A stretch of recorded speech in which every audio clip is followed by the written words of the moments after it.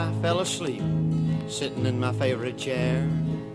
I'd read the evening paper, news of trouble everywhere. Evil spread throughout the nation like a dark cloud overhead. Crime increasing, faith decreasing, people saying that God is dead.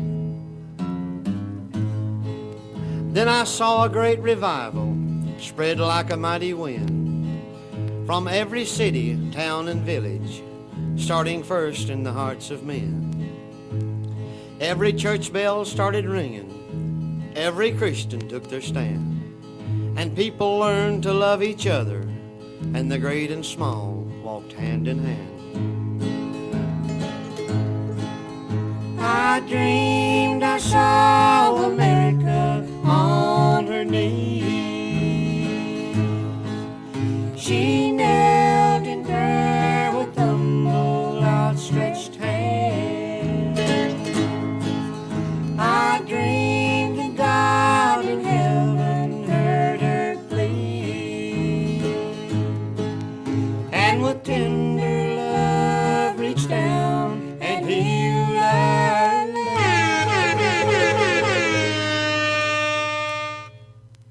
Oh, just letting the horn fade out, let it ring like freedom, liberty, good old-fashioned Presbyterianism.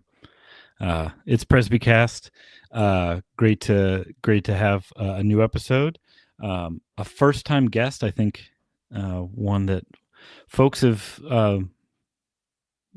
maybe wondered why we didn't have a chance to have this person on yet. Because me too. We do seem to agree on everything. That's right. In the written word and many other things as well. So, Turtles, I'll let you introduce our guest, and we'll go from there. Well, it's the Reverend Brian Lee. He is a URCNA minister. He's in a little town over there on the eastern seaboard called Washington, D.C., and he's one of the churches that are nearest to the Capitol and all that. So we thought that almost had to be an interesting thing to talk about. We may not talk about politics per se, but that old contextualization, everybody loves contextualization. We'll see how that's done in Washington, D.C., and also the URCNA, the United Reformed Churches in North America, have a new church planning manual, and that might be interesting to compare it to some of the other church planning approaches. So, Brian Lee, welcome to Presbycast. Thanks for being here. Thank you so much. It's a real pleasure, and I appreciate the invite. I'm sure we could find a few things to disagree about, but I mean, not that that's my goal. Well, I think Resby was saying that he and I agree on everything. Oh. Okay. Well, that too. Fair I enough. mean, whatever it becomes, I'm sure it will be petty and mundane, and therefore well argued and close to our hearts. Thanks for having me. Lost you, Resby. All right, you had you must not have your earphones in, but we'll work with it. Well, so tell us a little bit about yourself, as much or as little as you want, how you got to the point of being a URC minister, and then we'll talk a little bit about the church and your locale. Sure thing. Well, I'm from Southern California originally, so I'm a long way from home. In a sense, that's all right in DC, because DC is one of those cities that no one's from DC. People come to DC. But I did my seminary work in California at Westminster, and then I did doctoral studies with Richard Muller in Calvin in Grand Rapids, and moved to DC in about 2004, not for the work of the church, and had a couple of different jobs there. I worked on Capitol Hill. I worked in the executive branch as well at the Department of Justice, very briefly at a very, very junior position, and then actually at the Department of Defense as a defense contractor. So I'm one of those evil people. And then I've been living here for about 3 years or so, and found out, there were a number of good churches regionally in the area. There were no URC churches. I love the three forms. I love sort of a word and sacrament approach. And along with a handful of other folks, we started a Bible study and started exploring the church plant. And part of that, frankly, was, working in the government was challenging. I know you don't want to necessarily talk politics, but the work of Doge and some of the ways in which I think incentives align differently for federal or public sector employees, and it can be challenging. And so it didn't feel like home to me. And I had spent a lot of time studying the Word of God. I always wanted to be teaching and or preaching, and so the door opened to start this church plant, and we held our first service in November of 2007. Now, was it sort of your idea, or you went to a classes and gave them a proposal, or was it groups can petition, like in the PCA, a group of believers in an area can petition to have a church plant considered? Is that sort of what happened in your case? Yeah, so it was a grassroots thing. A handful of folks sort of had an ad hoc kind of steering committee, if you will. And we looked at a map, and the closest URC was in Lancaster, Pennsylvania. Not in Lancaster, but near New Holland, right outside of Lancaster, Pennsylvania, about 2.5-hour drive north.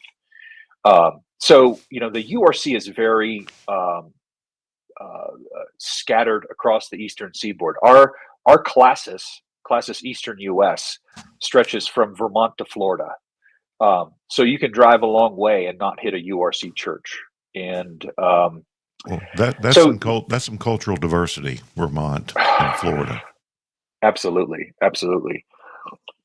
So we basically, informally reached out to that church, sat down, talked with them. They were open-minded to supporting us. And in the URC, one of the things that's distinctive about the continental approach is that a church plant is under the oversight of a local consistory. Now, those consistories can come together and sort of form committees and share the load. But typically, churches plant churches, which is a little bit different than a Presbyterian system where a presbytery can send someone to a particular area.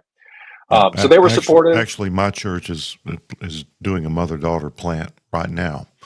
Yeah. And I really think, just based on my experience, the church-planted churches are more successful and viable than the committee-planted churches.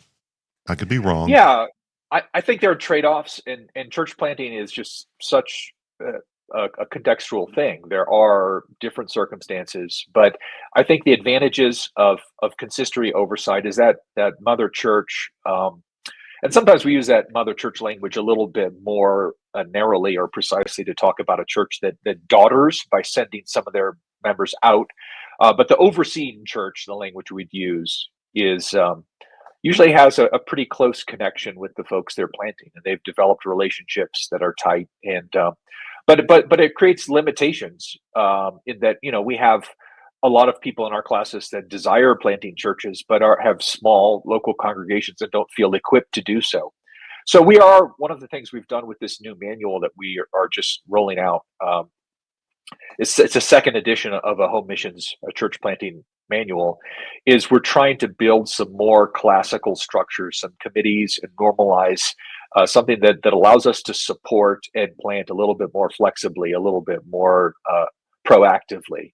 And we're just getting started. I mean, there's no rocket science in this manual. It's really nuts and bolts, meat and potatoes kind of stuff.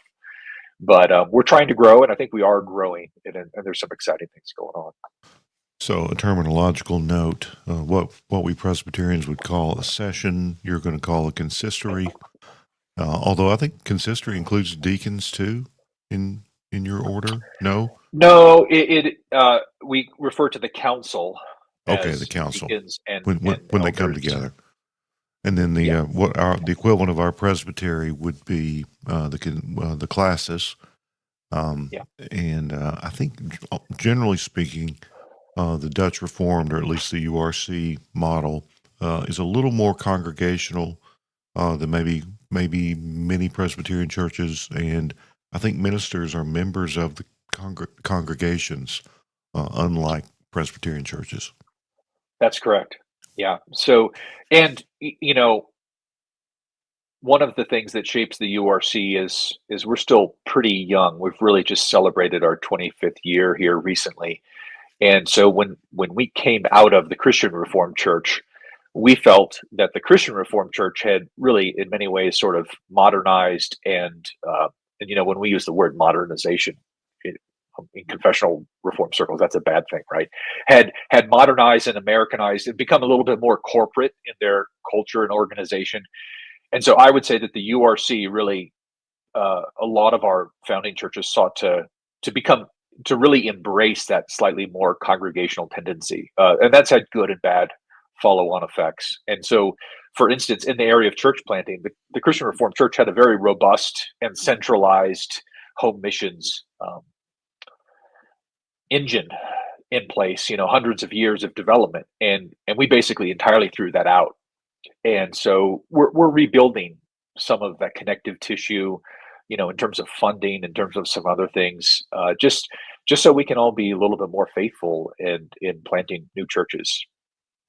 Yeah, something that a lot of people I think don't realize with the PCA church planting model is that there's no big pot of money. That most of if an approved church planter basically just gets a license to raise money, and they sort of raise their own funds, and that's But with the OPC, I think when they put a church plan in, it's fully funded for 3 years or something like that. So there's strengths and weaknesses with both models, certainly. But no one should imagine that there's a big pot of gold that anyone's pulling church planting money out of. It's sort of ad hoc.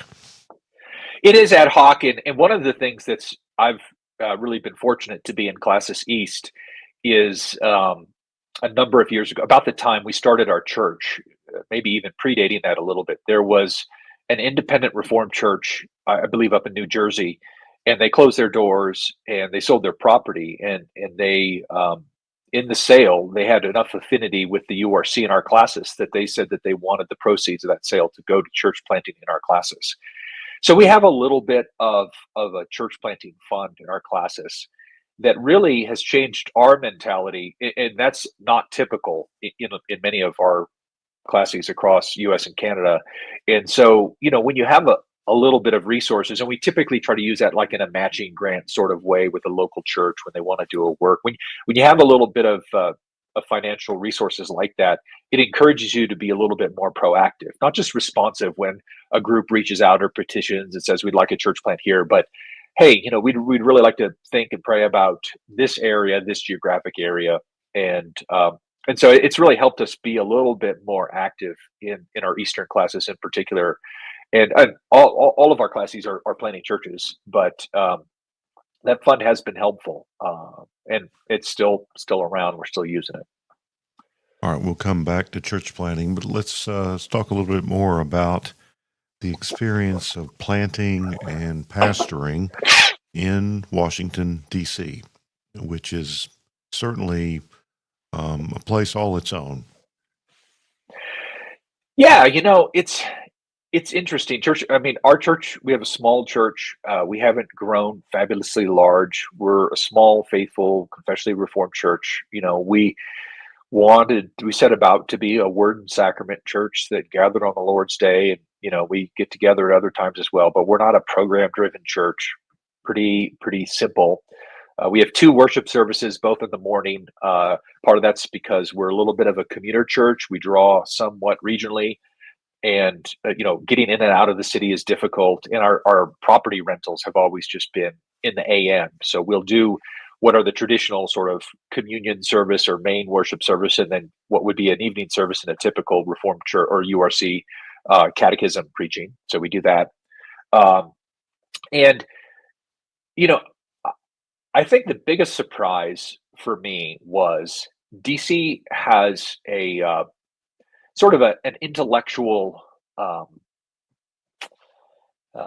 vibe to it, right? Everyone is a policy analyst or a wonk or something. And I always thought going into this that serving up like meaty doctrinal approach to the life of the church, and just visiting a handful of different churches in and out of the Presbyterian and Reformed world, I was always really surprised, and you won't be surprised by this, right? Like the pitch at the level of the homiletical diet or the preaching seemed to be very superficial and very subjective. And I thought, how can redemptive, historical, biblically rich preaching not be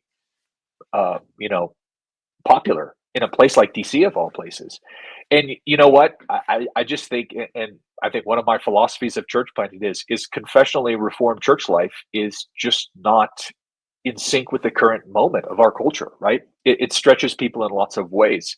Our manual has appendices on why does membership matter, baptism, some of these meaty things that you get into these conversations, and it's a little bit harder. And I think the other challenge with DC, and probably the biggest thing that I've come back to year after year explaining our situation to people, is the town just cycles over so much. We've probably had 3 or 4 different congregations in 17 and a half years.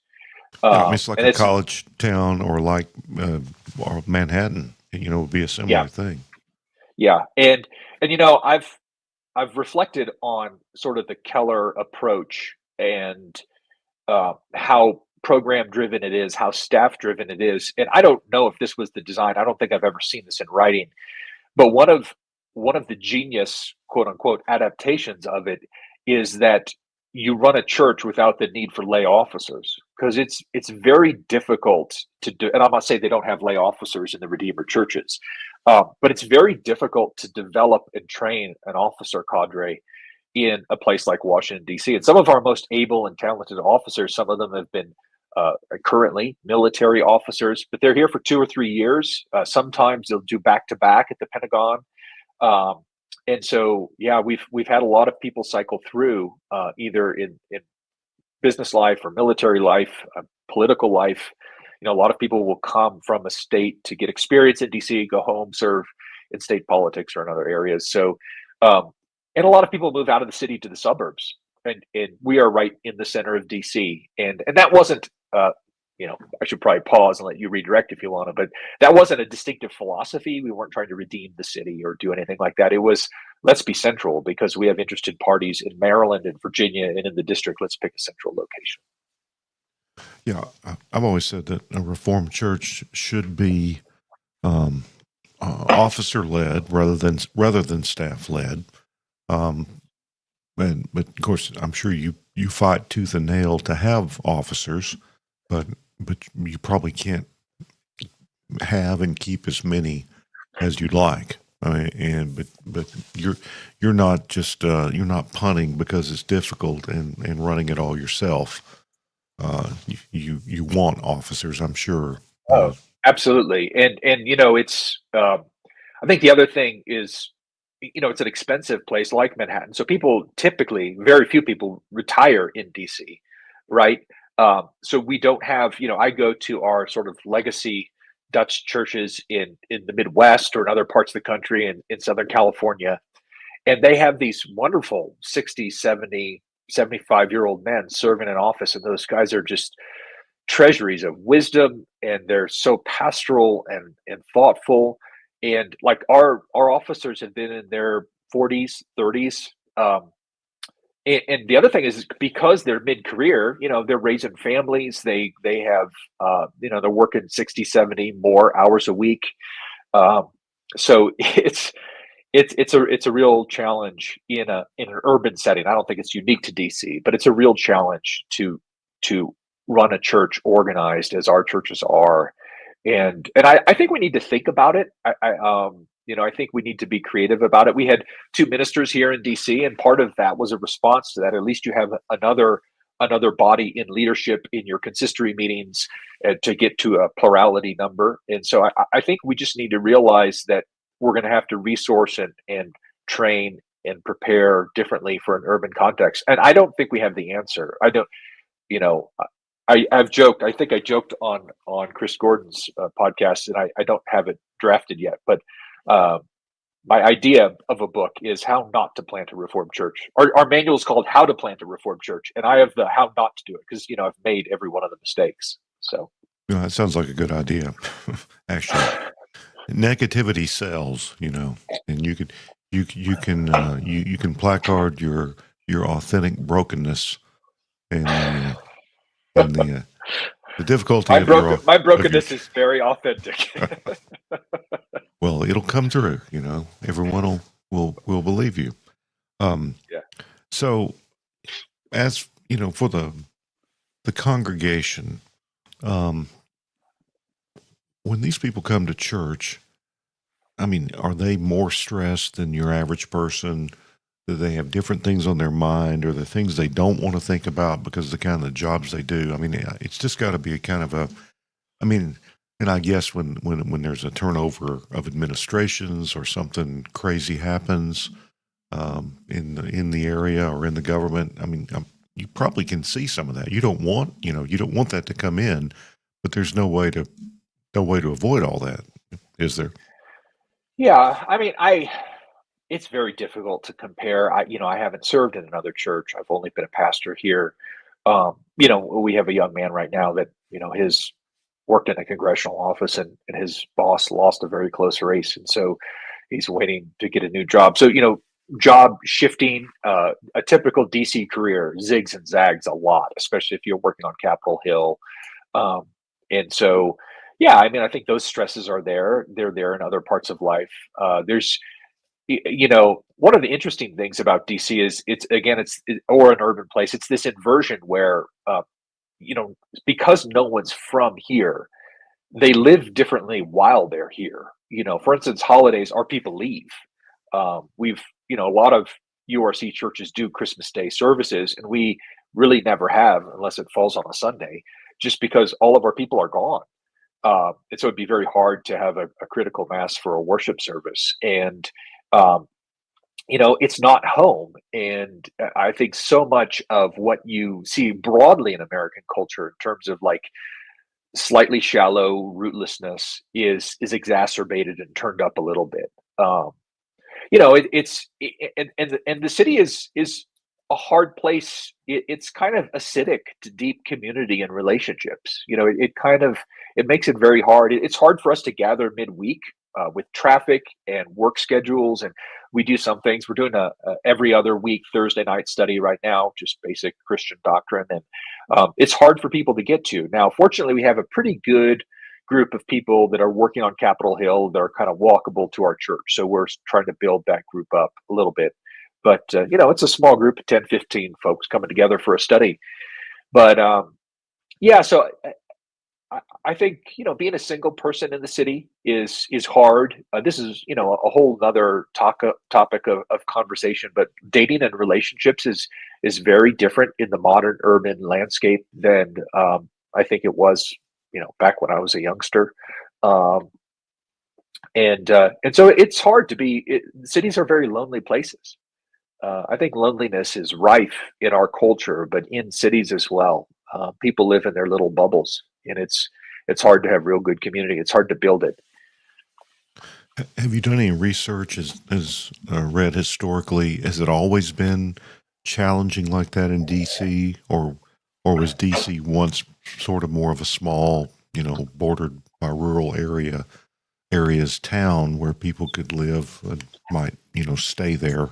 Machen's grandfather was clerk of the Senate or something like that back in the I did not know that. late Yeah. 1800s. So he had some real familial connection to DC.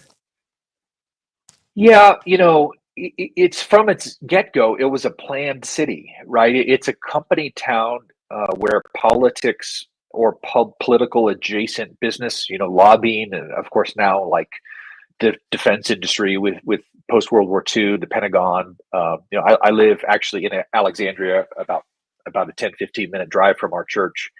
Um, and I think the old townhouse I live in was built for Pentagon employees, military folks in the 50s. Um, I think it's always been a different kind of place. I don't think and there is culture. There's neighborhood culture, but Yeah, it's even different from New York, where I think you have a diversity. I've never lived in New York, but what little I know about it, you have a diversity of finance and cultural institutions and the arts, and the stage, and different kinds of industry there. DC is just sort of a little bit of a monoculture, and yeah, I haven't taken a deep dive on it. I haven't really taken a deep dive sociologically on the history of DC. I mean, I love the history of the city in terms of its architecture and its planning and its development. But yeah, Yeah, I'm sure it's always been an interesting place. Um, how many how many kind of solid Bible believing churches are there within, say, 2 miles of your church? well, we are about a mile east of the Capitol. A couple, 3, 4 blocks from us, probably is Capitol Hill Baptist, which is a very faithful with Mark Dever there as a Baptist church with Calvinistic teaching. And I've Do, had a lot of friends there over the years. do you ever go over and jeer at Dever or anything? No, it's funny. I used to work with Mike Horton, and I actually met Mark just in passing when he was on his way to take up this call in about 1994. And he's always been friendly. We don't spend a lot of time together, but if I reach out to him and set up an appointment, we'll grab a visit. And he's just the nicest guy in the world. I like Mark a lot. And their church is very consistent in its principles. And I've known a number of elders there, a number of members. I was a part of a little startup Christian hybrid school in Alexandria, and a lot of the folks who were part of that school were Capitol Hill Baptist folks. And so, yeah, they're a great church. Um, you know, After that, there's a PCA church, kind of more of the urban stripe of the PCA. They're not right near us. They're closer to downtown. So they're, I mean, it's not far. It's a small city, 3 or 4 miles away. We've known a number of people that have attended there over the years. In the suburbs outside of DC, I have a lot of close friends in PCAs and OPCs. I've filled some of those pulpits. Those guys have filled pulpits for me. And but in the city, we have people who come in. One of the great things about being a pastor in a place like DC is travelers, vacationers, and you get the people on vacation who are serious about the Lord's Day and love worship, and they make it a priority to attend worship, and they're great folks. We get them from all over the world, and I've had Sundays where there are 5 or 6 different countries represented, but they often say, like, it's so weird to walk into a church in a city in Capitol Hill and hear this kind of preaching. Like, I just don't expect to hear someone up there preaching the Bible that clearly. And we're not the only people in town by any stretch of the imagination. But other than Capitol Hill Baptist in our immediate neighborhood, I wouldn't recommend anyone attend another Huh. church. I Lots of mainline, I guess, and yeah, and man, maybe worse. I don't know. yeah. So, what's the culturally, with stuff going on in the streets or in the city? What's the what have been the most stressful or frightening sort of periods or times since you've been there? Um, Because the Black Lives. let me ask you this, because I used to have a relative who was in he was in New York at the time of 9/11, and he stayed for another year or so. But he said, I just felt like I was walking around with a target on my back. I was waiting for the Yeah. next thing to happen. And in some respects, you're under the possibility of physical threat there all the time, it would seem. Yeah, the Black Lives Matter season, the protests around Floyd in 2020, a lot of the city boarded up their windows, and so that was, I was driving. I used to drive. We rented a church actually where Teddy Roosevelt used to worship for a number of years. Beautiful. It was a German Reformed RCUS church. No longer, it's now Congregation or UCC, but it was about a mile from the White House. So we moved from the White House neighborhood to the Capitol Hill neighborhood in 2021. But at this time, we were still near the White House, and I used to drive down K Street on my way to church on Sunday morning. I was driving down, which is a pretty wide street where, K Street, where the lobbyists have their offices, and a big troop transport was parked crosswise across the street, just blocking the way. And that was a little jarring. And trying to meet with people for coffee, for, visits and stuff was just boarded up. And frankly, the city has never really recovered from COVID. It'll be interesting to see in the current administration as there is this edict to return to work. But the federal office spaces have been largely vacant since COVID, and that hasn't changed. And so just even the walking around the city now, there are a lot more vacant storefronts. It doesn't have the vibrancy or the life it used to. And then, of course, after January 6th, we were on Capitol Hill at that time, and there was all the barricades around the Capitol, armed guards, and so that was a stressful time. Leading up to the 2020 election, they boarded up everything, even though there weren't any protests or riots going on. They were anticipating, I think, if there had been a declared Trump victory in 2020, I think they were planning on or anticipating some pretty bad violence in the city. That was the feel. So it's hard, I'll be honest. I feel comfortable in the city, but I think some people who probably spend most of their time outside the city in the suburbs, you want to be alert in the city with crime and everything. Capitol Hill is safe where we are, but that's a pretty modern thing. Capitol Hill was very dangerous 35, 40 years ago. Yeah. So you don't have to name names, but I mean, have you had any notable people attend? I mean, who's the most notable person who's walked through the doors of one of your locations?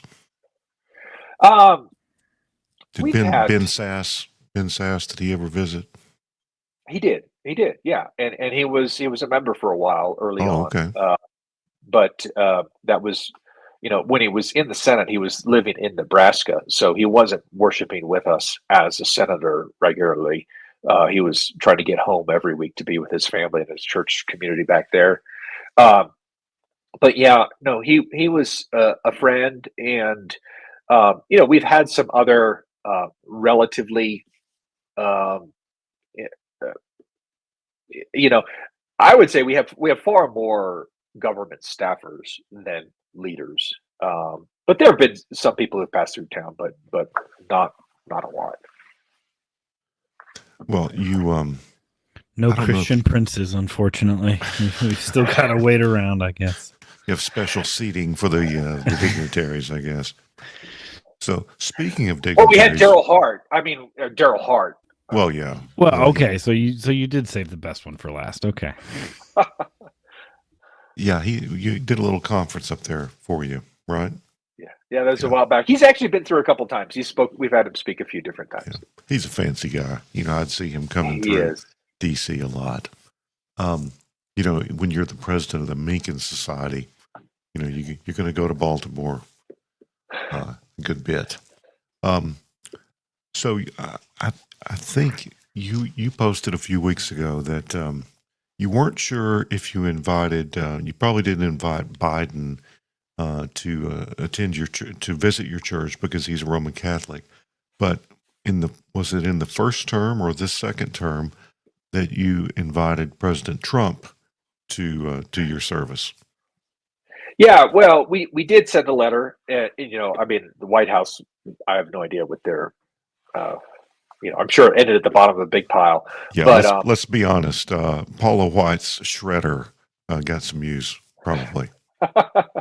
Yeah, she was around the first time too, right? So she's back, and someone I tweeted about that. Someone's like, "Well, was that a stunt?" And I said, "Well, not really. I mean, it's a mile away." And President Roosevelt, at that time, we were in the Roosevelt, so-called Roosevelt building that we rented, and he was a new neighbor in town, so we sent him a letter. We'll probably send him another one, and we've invited there's been, some other reform folks on Capitol Hill or whatever that will send a letter to invite someone. Not that they're treated special. I mean, we've sent a letter to every single congressional office before, inviting them to some of our events and things. So we're not choosing who we'll send letters to, inviting them to church.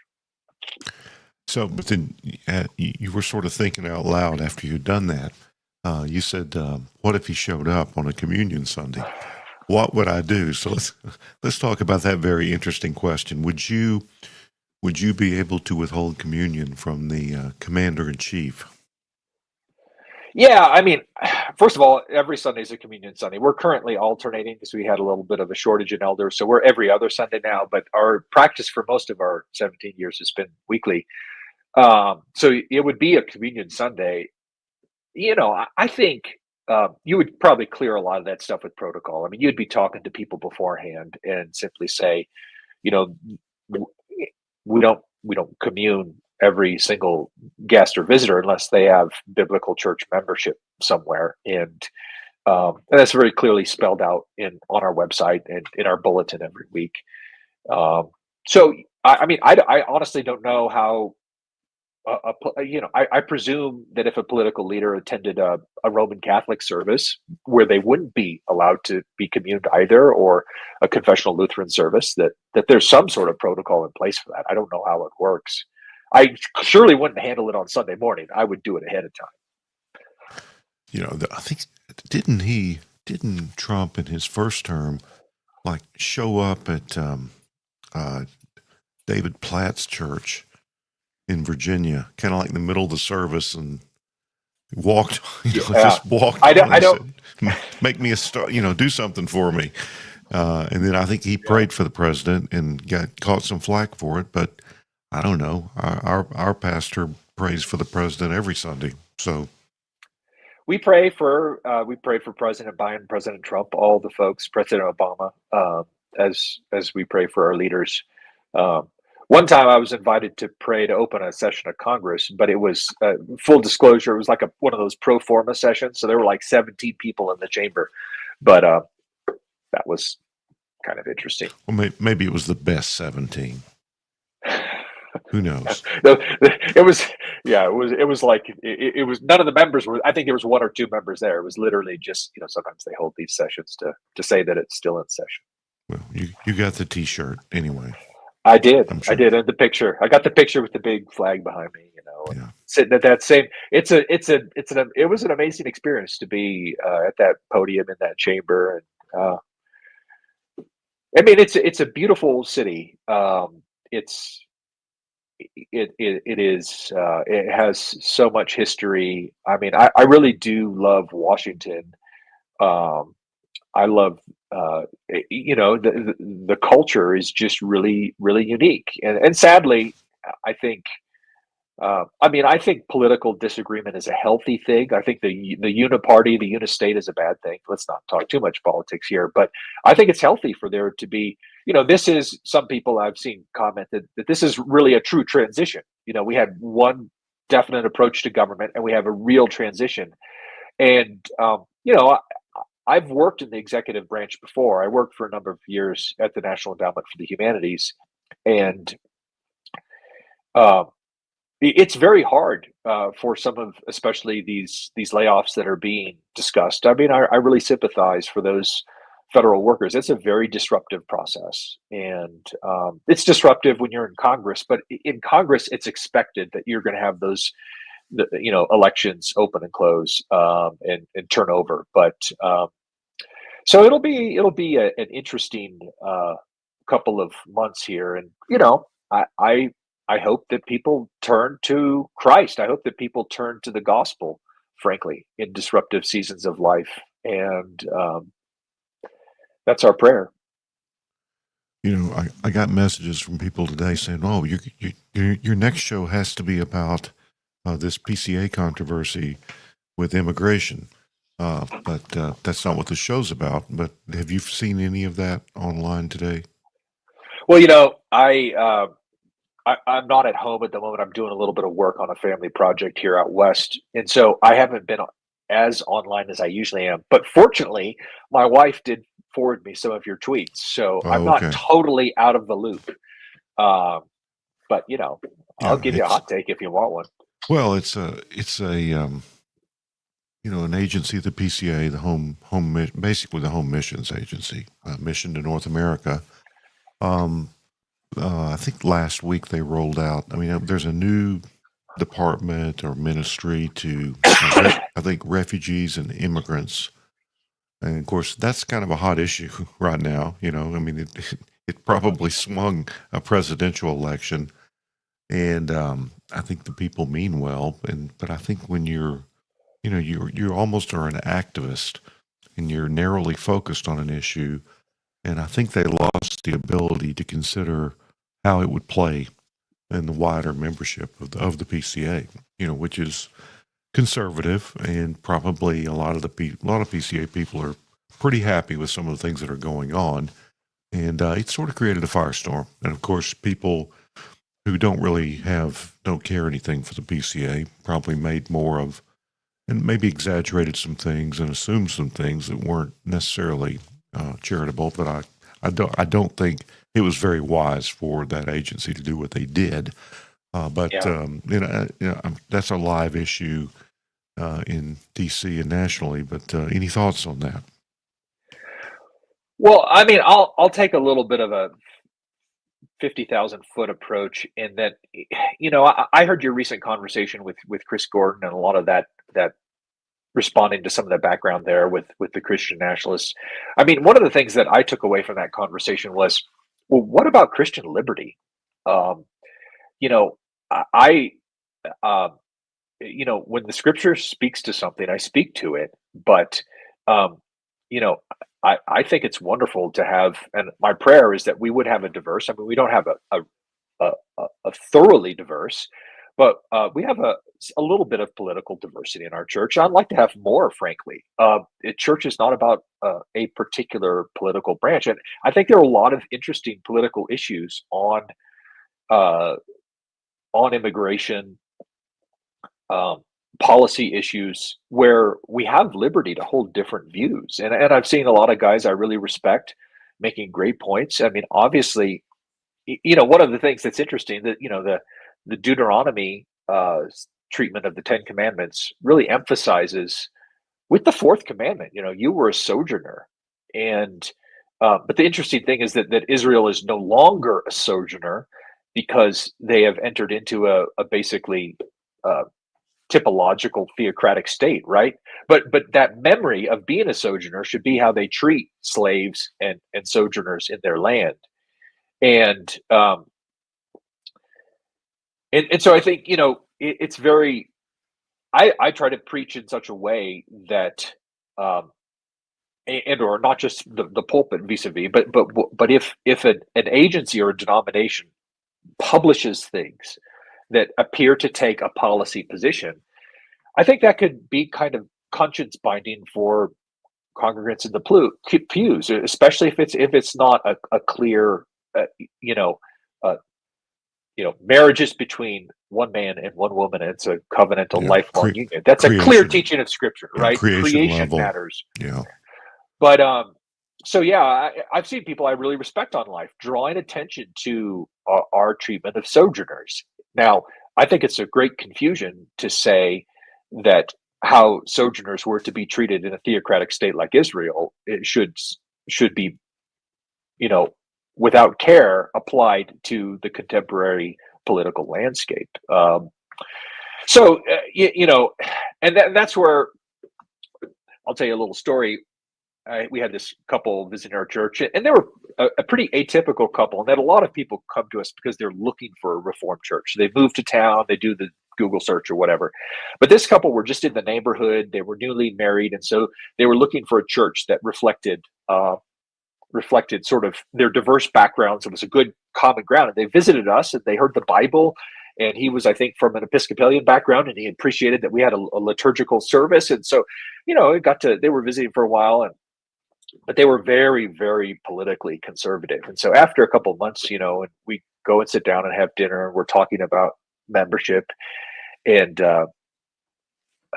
these folks are no longer members of our church, if anyone's trying to figure out who they are. But they've moved away out of the area. But the question came up like, well, can you can you tell me, Pastor, who you voted for in the last election? And Jesus, I I won't voted for Jesus. I won't say which election this was, but they said, well, it's pretty obvious where I'm going, right? They're like, well, you didn't vote for the Democrat, did you? You said And I Nixon said, like any God-fearing American. and they weren't sure who I voted for. And I take that as a personal point of pride. They'd been listening to me preach for 4 or 6 months, and they didn't know whether. And I said, okay, if it gives you any peace of mind, I was a political appointee in the Bush administration. That could get me in trouble lots of places right now. Oh yeah. But all that's to say, I have a very political part of my life. I try to keep it out of the pulpit as much as possible. And so, again, I served in a political capacity. I've worked on campaigns, but that's not who I am in my calling as an ordained minister of the gospel. Yeah, and I think the issue with the website with all these links to some fairly partisan organizations and some advice for maybe illegal immigrants, how to interact with the police, what to tell them, what not to tell them. I mean, that's, if you read it charitably, it's not, it's hard to, people are going to have different reactions to it, but certainly a member of the church could be involved in something like that. And maybe even a local church that's got a whole lot of immigrants in its neighborhood might want to be proficient in these issues. But the church, qua church, the church as the church, making pronouncements on these sorts of things, and sort of, one of the criticisms some people had was, the PCA is giving legal advice, and that's just that's not in our lane, it was. Yeah, I agree. But again, I think people get. I don't know that there's ever been less understanding, even in the Reformed world, for what the church is and what her ministry and mission is. And of course, we're never going to agree on that 100%, but it's a real deficiency now, I think. And yeah, absolutely. Of course, in the southern, in the South, we talk about the spirituality of the church, which is a good doctrine. And of course, yes, there you can find things in the 19th century and early 20th century that taint that. But that doesn't mean the concept and the doctrine are not important. And I think it's very helpful. We've got that to offer in our tradition. I mean, maybe the Dutch, because, historically they've had more institutions and maybe more of a monoculture, might be more comfortable with political pronouncements. But even Kuyper, who was, prime minister of the Netherlands at one time, but he had very strict with the spheres and stuff. Even he didn't mix it in the way that some people would want to. So yeah. You can't. Yeah. No, absolutely. I don't think you can preach and teach about what the church is too much, because it's part of the gospel. I mean, the church is a benefit of the gospel, and we confess that we can't make it without it. Yeah, I absolutely, for my 17 years of pastoral ministry plus, I feel like I've learned the most about the importance of our ecclesiology, and it's kind of one of my burning passions to think about how much work needs to be done, and how much growth, and just really appreciating the offices, the role of officers, elders, deacons, and they're so crucial to the health and the vitality of the church. And the sacramental character of the church, which I really appreciate the continental tradition on that. The Belgic Confession is very strong and eloquent on the Lord's Supper, and I think it's something that has been. It's not very American, right? Our view of the church is not very American, and as we celebrate our 250th anniversary coming up here, it's I think American political life, American cultural life hasn't had a healthy influence on the church and our view of the church. All right, so let's say a little bit about the church planting. If the church is important, we need more of them in more places. And even in the PCA, as you know, we're probably 10 times larger than the URC. Do you have about 40,000 members? Is that close, or is it 20? Closer to like 27, I think, Okay. 27,000. All right. So closer to the OPC size, pretty close. Yeah. So more than 10 times larger, but there's still vast areas of the country where there are no PCA churches. And a lot of people have to drive a long way, and it's far from ideal. So this idea of church planting is very important. So tell me about the work the URCNA has done on this new church planting manual. I looked through a lot of it, and I don't know if it's the same. You know, if the PCA wrote a manual, it wouldn't look the same. But I think it's very similar to what our church has done. But in things I've heard about. But what's distinctive about it, and what's helpful about it, do you think? Yeah, so we had as we came out of the Christian Reformed Church, we got rid of a lot of the structures, and so about 10, 15 years ago, we started a synodical missions committee. So at the overall what would be your General Assembly, and I'm the chairman of our home missions committee. So after about 10 years of having a missions committee, we split that into a foreign and a home missions committee. So the home missions committee really just got started going in 2022, 23. And I was just recently made the chairman. So we are, what we're trying to do is not be responsive, to be a little bit proactive, to develop a vision. And I think church planting is absolutely crucial for us, as for all confessional Reformed churches, not just the reasons you cited, in terms of like, we don't have a lot of penetration in our culture. Even the PCA 10 times our size. But we have a lot of our historic churches that came out of the Christian Reformed Church. I think generationally, just people are moving out of some of those locations. We need to be planting new churches to remain vital and vibrant, and to remain a presence.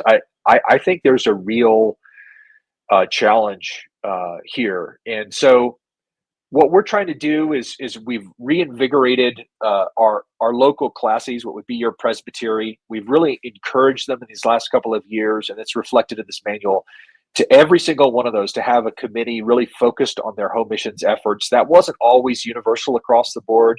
Some of our classes had home missions or church planting committees going back about 10 or 20 years.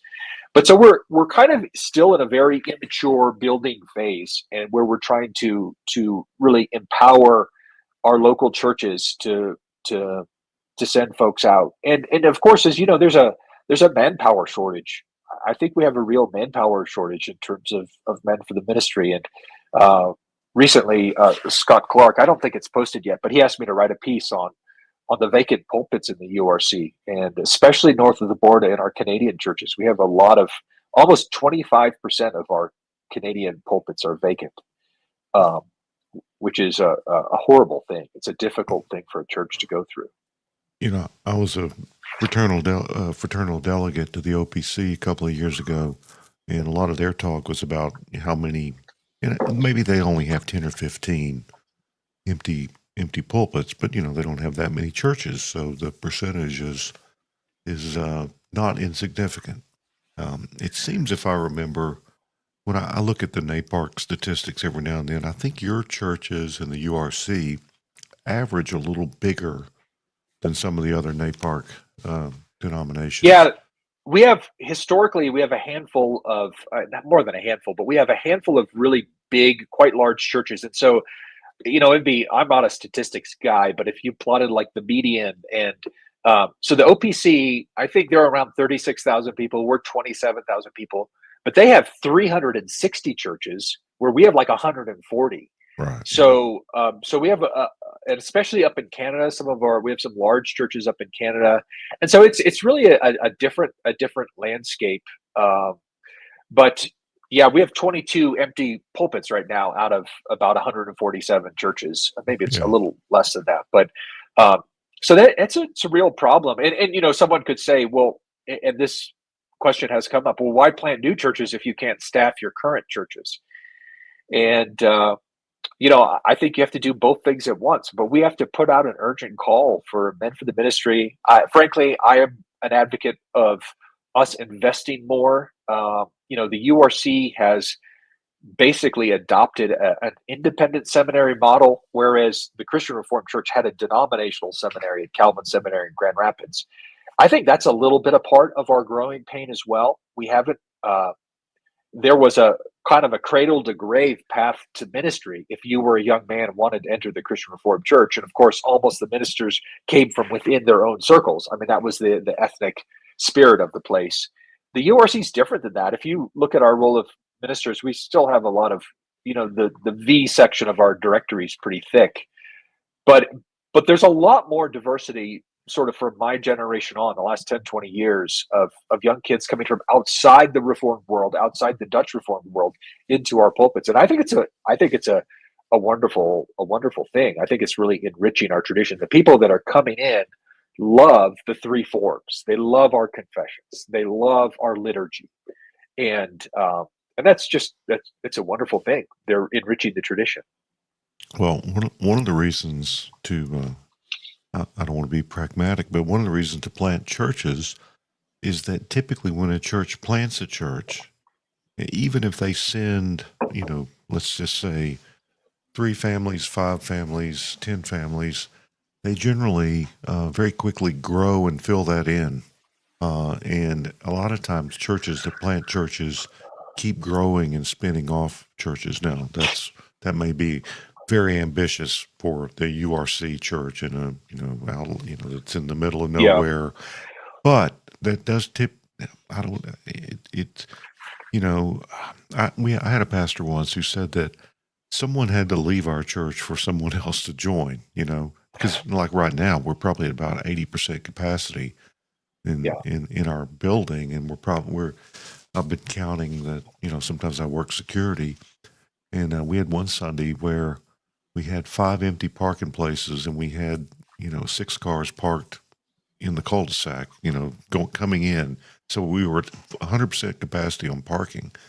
And we planted a church, 3-4 years ago. And if we hadn't spun those people off, we'd be standing room only. Yeah. And that's a very important model. As you said, we have a lot of these large churches, and I think it has been a part of our tradition that when you get big, to just keep getting bigger, to build bigger buildings, to expand in that way. But that's one of many models, and this manual explicitly emphasizes different models of church planting. Like what you were describing is often called a daughter church, where you grow and you send someone out, and that's a wonderful thing. I think it's great. A different way is, even to find a neighboring community and maybe where you have a couple of your people that have moved a little bit further away, or just to find a place in need. I was a part, not firsthand, but someone who served as a summer intern for us one summer was from Ohio and was really interested in Cincinnati, and we had nothing in that part of the world. The URC is just not represented in a lot of geographic areas. We have, nothing in Texas, very next to nothing in the South. We have one church in Florida. But he went to Cincinnati. He had a handful of contacts, and he really developed it. And they've planted a handful of churches out of that church, out of their faithfulness over years. So I think we really need to be more proactive, and that's what we're trying to do, not only with this manual, but really in the last couple of years, as our home missions committee has gotten up and running, and we want to encourage all sorts of different kinds of activities. Something's a little more like, they'll talk about a parachute, where you literally just drop someone into a community and they begin to build. And we have a church plant right now out in Ventura, California, that was similar to that model. And there were very few. There wasn't a pre-existing core group, right? They went and built a core group, and that's there are a lot of places where you look around and that you can't find a church that's committed to what we were talking about earlier, those principles of Reformed church life, confessional Reformed church life, word, sacrament, community built around that. Yeah, I think worship brings more people to our church than anything else. And as worship gets crazier and further out there, um, we lead with that. But then we have the fellowship. We have the affinity, people one for another. And, I've heard it all. Yeah. I forget who says this, but you can judge the health of a church by how long the people hang around after the service is over. And of course, that may be difficult in your city, but we have to run people out. And Yeah, no, we get a great crew of folks hanging out for at least an hour, and our fellowship is just the architecture of our building, the layout of the space. It's just in place. Like we have coffee and snacks and stuff out in the entry area, but people just sit there and talk, and it's so wonderful. I said hello to a mom on her way out. She had 4 kids, and I think they were already in the minivan. And I said, it's been a little while since we've caught up. How are you doing? And she just stopped, and we had a great I got started getting a little self conscious because I knew they were out in the minivan, but she wanted to catch up, and people really care about each other's lives in a really profound way. We had one young man who was worshiping with us. This is 10 years ago or so, and I'll never forget. He was coming from a different church, a much larger, I think, Presbyterian church where he had been worshiping. And they said, "Well, does your new church have small groups?" And he said, "Well, it kind of is a small group." We all know each other, and small church life has many, many challenges, but it's also a really wonderful thing. And don't get me wrong, we want to grow, but I do believe that there really should be, and I've told our people this, like, we're not a program driven church. You're going to grow in our church spiritually through the means of grace, but also through one-on-one pastoral care. And, I think a lot of people come in and they're new and they're like, "Sorry to bother you, Pastor." I'm like, "What do you mean? Like, the favorite thing in my week? Like, you want to go have coffee? You want to go have lunch? Like, let's just hang out." And that's really, what I enjoy. And I think people are surprised by it, because especially to find that in a big city, um, it's not what folks typically find. Yeah, and what's really cool is when you don't have all the programs, but all the things that the programs seek to produce are produced organically, to use a popular modern word. Where I think that was when I first came to our church.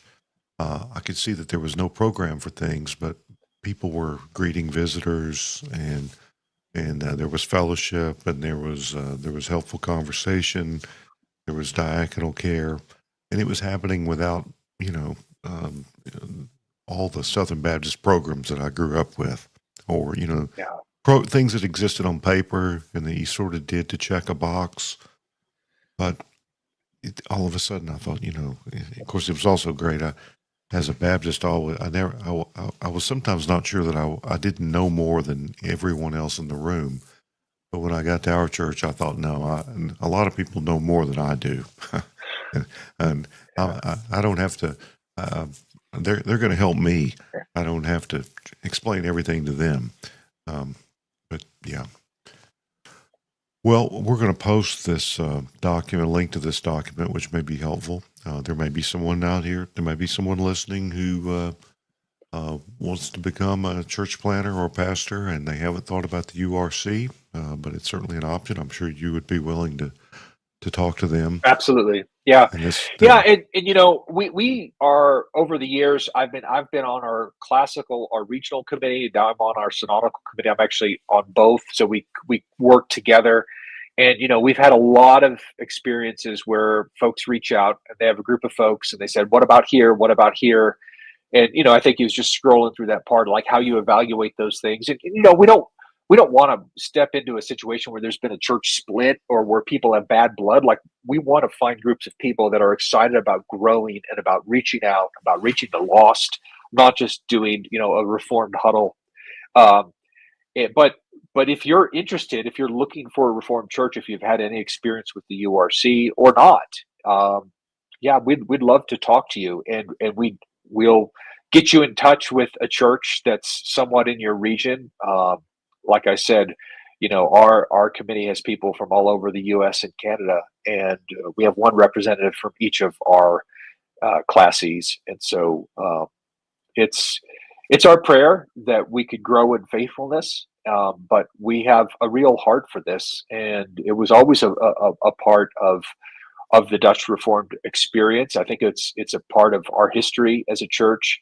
I think sometimes, when an ethnic church, an immigrant church, right? A lot of our churches were built by immigrants. Sometimes they could develop different, there were language barriers. There were other barriers for them to be missional to the broader English speaking world. And then I think one of the debates in the old Christian Reformed Church is, well, do we have to get rid of our reformedness to reach Americans with the gospel? Of course. The burning of the wooden shoes.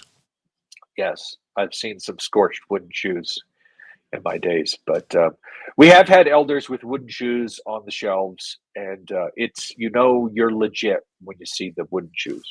There was an edition of the CRC denominational magazine where they had a pair of burning wooden shoes on the cover, and that was the title of the issue, and it really angered a lot of people. And the first time we had Chris Gordon on, we used that as the jumping off point. So we talked about the history of the CRC and the formation of the URC. So that was a real thing.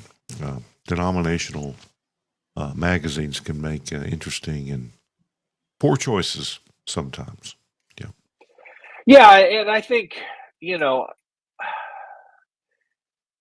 as a newcomer and an outsider, a non-Dutch person in the URC, Bob Godfrey said I could just go by Brian Van Leesma, but that didn't really take off. It's jarring when you encounter an ethnic community like that. It's so different than what I grew up with in Southern California, just a very large melting pot. And I've really come to appreciate the immigrant history of our church. And though there were certain sociological dynamics vis-a-vis how to let go of the mother country, like every immigrant community has, how to let go of those roots, how to maintain them. It was a preservative for faithfulness. You had a little bit of a conversation about blue laws with Chris Gordon on that recent broadcast. And one of my interesting experiences, I did my doctoral studies in Grand Rapids, and the Grand Rapids Press, the newspaper, there was a large enough Reformed contingent in Grand Rapids that until about the year 2000, which was when I was living there, they would deliver the Sunday edition of the newspaper on Monday if you requested it. So, not to make someone labor at delivering your paper, not to present the temptation of, the frivolity of reading a newspaper on the Lord's Day. But they stopped. They stopped that practice in about the year 2000. And they sent out a notice and they said, we can make some sort of accommodate, but we will no longer be able to make this. I don't know how many people were still doing it, but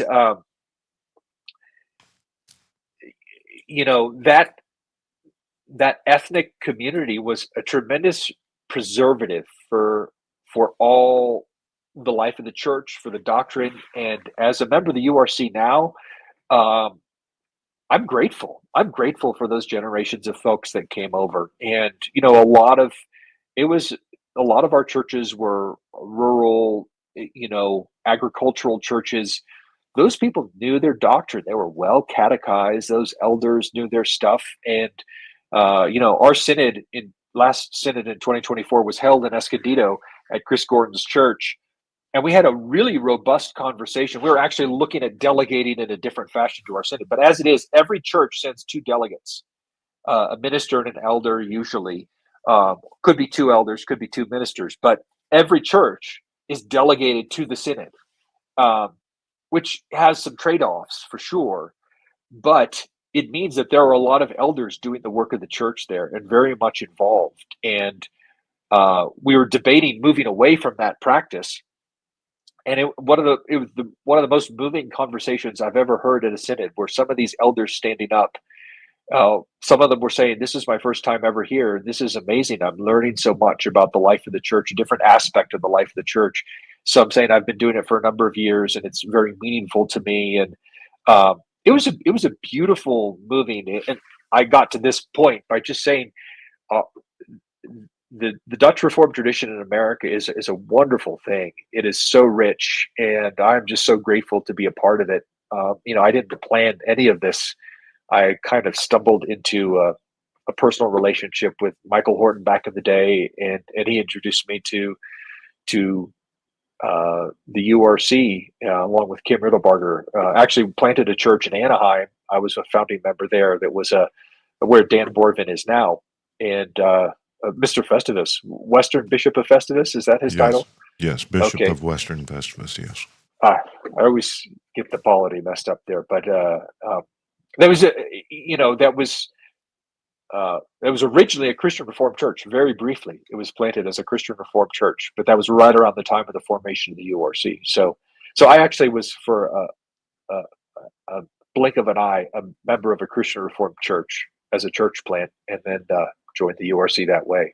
So I've been in the URC since its founding virtually, but very much as an outsider. And if you are unfamiliar with the URC, get to know us. We'd love to meet you. We'd love to have you visit. And by all means, when you come to that, trip through Washington, D.C. with your family, come visit us at Christ Reformed right there in Capitol Hill. We love having guests and visitors, and it's one of the most rewarding parts about being located where we are in sort of a pilgrimage place where a lot of people teaching their kids American history come through. Yeah, one of the greatest elders we've had at our church, and he just died in the last year or two. His last name was Poutsma. He was from Upper Michigan, Dutch guy, and he was a high-ranking scientist out at the National Laboratory nearby. I think I did serve on the session with him before he retired, but I was on the building committee with him. But when I was still, I transitioned from deacon to elder during this building committee process. And, I just had this, we just sort of had this doctrine that if Marv Poutsma was okay with it, it was not a bad idea. If he looked at the money and the numbers and said, yeah, this makes sense, then I was good with it, because I'm not a money guy. But everyone trusted him implicitly. And one of the greatest things he ever did, way back in 2004, 5, 6, 7, he did a months-long series on the New Perspectives on Paul and the Federal Vision before most people had ever heard of it. And it was seminary level stuff. And he was conferring with Guy Waters directly, and he read everything and just inoculated our church against it. And it was one of the most magnificent Christian education efforts I've ever seen. And he did it all. And I think I missed this one, but he did a series on judges that went on for a long time. And he would tack charts around all the kings around the room where we did Sunday school. But he was famous for, he was the last human to use an overhead projector. And when his family came to visit in the last year, in the world, he was the last one. Yeah, for a memorial service for him, which he had moved out of state, but we had a local memorial service for him. My pastor found the old overhead projector that we had purchased just for him, and brought it out, and it was there on display during the service. And we sent it home with one of his children. So there's some Dutch frugality and conservatism using that overhead projector, 2 decades longer. So did he write on it? Was he one of those people that wrote on the overhead projector? He would print some. Yeah, he would print some, but I think he did that too. Yeah. He got his money's worth out of it. So, well, it's been very good to have you, Resby. Any questions for? Now, Resby's a Richard Nixon fan. I have to warn you, but he may have a question for you in that vein. I don't know. No, I thought this was great.